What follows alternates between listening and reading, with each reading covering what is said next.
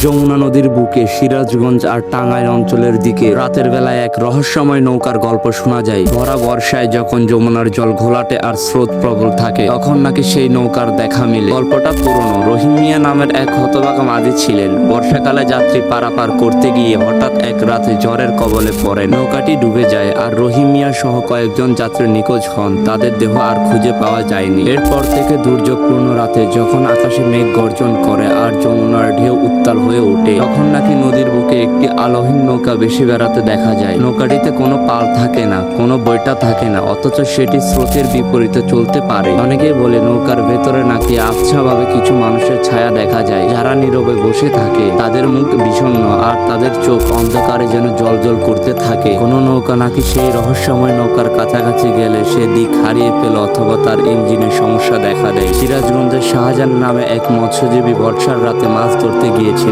হঠাৎ করে ঝড় শুরু হলো, তিনি কুল হারিয়ে ফেললেন। চারদিকে অন্ধকার আর ঢেউয়ের ধাক্কা। ঠিক তখনই তিনি দেখতে পান কাছে একটি আলোহীন নৌকা। নৌকাটি অদ্ভুতভাবে স্থির ছিল স্রোতের মাঝে। সাহস করে শাহজাহান তার নৌকা সেই দিকে নিয়ে গেলেন। কাছে গিয়ে তিনি দেখলেন নৌকার ভেতরে কয়েকজন লোক নীরবে বসে আছে। তাদের মুখ এতটাই বিষণ্ণ ছিল যে শাহজাহানের বুক ধুপ করে উঠল। তিনি তাদের জিজ্ঞাসা করতে যাচ্ছিলেন, কিন্তু তার মুখ দিয়ে কোনো কথা বের হলো না। হঠাৎ করে নৌকাটি যেন কুয়াশার মধ্যে মিলিয়ে গেল।